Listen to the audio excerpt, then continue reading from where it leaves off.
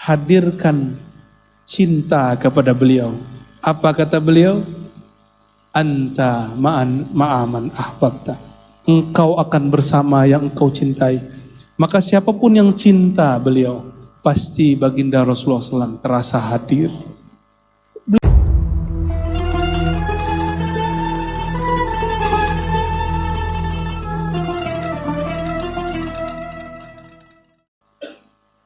Pendek cerita Bapak Ibu jamaah yang dimuliakan Allah, karena nur yang dulu para malaikat menghormatinya di surga, nikmat-nikmat surga diberikan kepadanya. Sekarang sang nur sudah bertubuh berfisik bernama Muhammad bin Abdullah, Sayyidina Ahmad, Sayyidina Mahmud. Beliau pasti ketika bertemu apapun semuanya sujud, semuanya ucapkan salam. Maka beliau lewatin tembok, lewatin pohon, melewati semuanya menyapa. Kata beliau, illa asil jinni wal ins.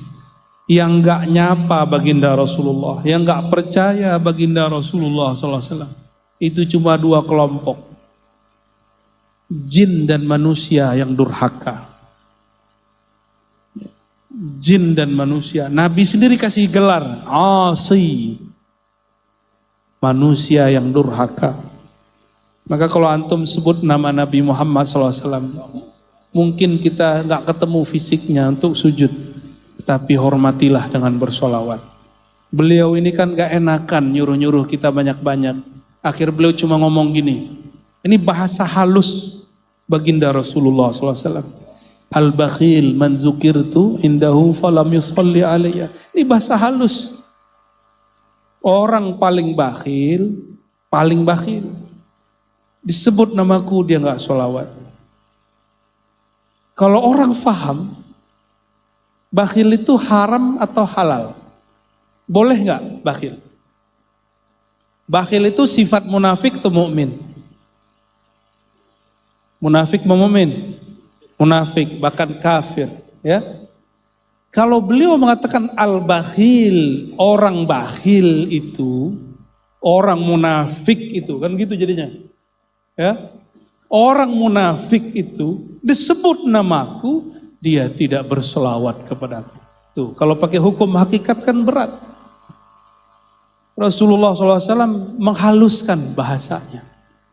Tapi Imam Qadhi Iyad dalam kitab Asy-Syifa yang menjadi sumber bacaan Sibtud Duror itu kan diambil dari kitab Asy-Syifa. Apa kata beliau?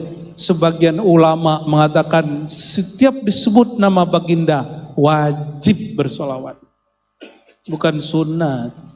Ayo solawat Sayyidina Muhammad. Ya. Benar nih, sampai besok-besok begitu. Ya. Benar nih. Itu tubuh antum dari ujung rambut sampai ujung kaki itu percikan nurnya. Disebut nama beliau ayahanda alam semesta yang disebut dalam doa Al-Ab Al-Akbar Al-Ab Al-Azam Abul Alamin, ayahanda alam semesta, disebut namanya kok enggak tersentuh. Jangan-jangannya anak durhaka semua. Ya, anak durhaka ya. Jangan, ya. Maka ciri-ciri orang yang nanti akan dijemput baginda Rasulullah SAW di padang mahsyar, disebut namanya, dia selalu merinduinya. Dia selalu mengatakan Allahumma sholli alaihi sallallahu ala sayyidina Muhammad. Ya, itulah sebabnya zaman sekarang itu bukan lagi sunat buat majelis Isra Mi'raj Maulid, enggak. Dia wajib tapi mutlak. Mutlak aja. Kalau wajibnya mutlak berarti kapan aja mesti ada. Supaya menjadi kafarah penebus selama ini kita menyebut nama beliau tidak bersolawat. Maka kita banyak-banyakin solawat ketika awal baca Sibtud Duror, baca Berzenji, baca semua bacaan maulid. Jamaah yang bukan Allah. Ini belum bahas Isra Mi'rajnya, tapi sudah 10:30. 10:30 di Jakarta. Ya.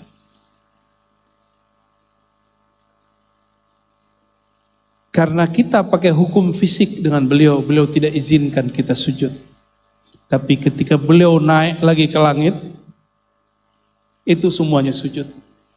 Kenapa? Jangankan beliau, Sayyidina Adam pun semua malaikat sujud. Semuanya sujud, tapi sujud dengan cara mereka masing-masing. Sujud di situ bisa jadi sujudul hurmah. Sembah hormat, bukan sembah ibadah. Dalam bahasa lama, sembah itu bukan ibadah. Sembah itu mengekspresikan sesuatu.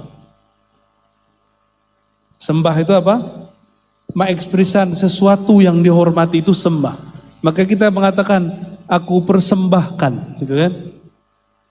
Cuma kalau kurang mengerti ilmu bahasa, sering salah faham. Sering salah faham biasanya. Baik, bagian akhir yang mau saya sampaikan. Ketika Sayyidina Muhammad SAW beliau berjalan di suatu kampung Madinah. Itu Madinah. Kenapa diberkahi? Karena kaki sang baginda pernah menapak di situ. Mekah itu tempat lahir beliau dan lebih lama di Mekah. Makanya sholat di sana itu 100.000. Di Madinah cuma 10 tahun. Tapi kan tubuhnya ditanam di situ. Lebih lama mana? Sekarang jasad baginda di Mekah apa di Madinah? Sudah berapa lama jasad baginda Rasulullah SAW di Madinah? 1000? Itu kurang banyak tuh. Sekarang 1000 berapa? 444 tambahkan 10 tahun. Berarti 1454 sudah. Jasad beliau di mana? Di Madinah. Maka saya paling senang zikir sholawat di Masjid Nabawi. Karena energinya dekat kepada sumber zikir kita, sang baginda Rasulullah SAW. Jadi kalau ke sana, gak usah banyak-banyak jalan-jalan. Dikit-dikit aja. Banyakin iktikaf di masjid. Ini tips, jangan banyak makan minum. Jangan banyak protes. Jangan suuzon kepada makhluk. Sampai di sana zikir. Zikir apa yang kita bisa? Jangan putus-putus. Yang paling afdal di kota Nabi menyapa sang baginda, ya. Lalu mengamalkan zikir-zikir yang beliau ajarkan. Kalau di Mekah, kenapa mulia? Beliau lahir di situ, ari-arinya di situ. Berapa kali sholat mulianya di situ? 100.000. Itu sholat. Sebenarnya di Madinah, kalau sholat 1000, tapi kalau antum sholawat beribu-ribu di sana. Karena langsung ketemu beliau. Ya. Lalu kita yang jauh di Bali ini, supaya sholawat itu Allah lipat gandakan gimana? Hadirkan cinta kepada beliau. Apa kata beliau? Anta ma'aman ahbabta. Engkau akan bersama yang engkau cintai. Maka siapapun yang cinta beliau, pasti baginda Rasulullah SAW terasa hadir. Beliau selalu hadir, cuma karena hati kurang cinta. Cinta itu ada cahayanya. Cahaya itu yang membuat kita melihat nur Sayyidina Muhammad sallallahu alaihi wasallam. Sehingga bagi yang belum ada rezeki ke sana, dia tidak perlu bersedih juga. Dia bisa bertemu nur Sayyidina Muhammad SAW fi kulli nawahi, fi kulli nahiyatin wa atarf.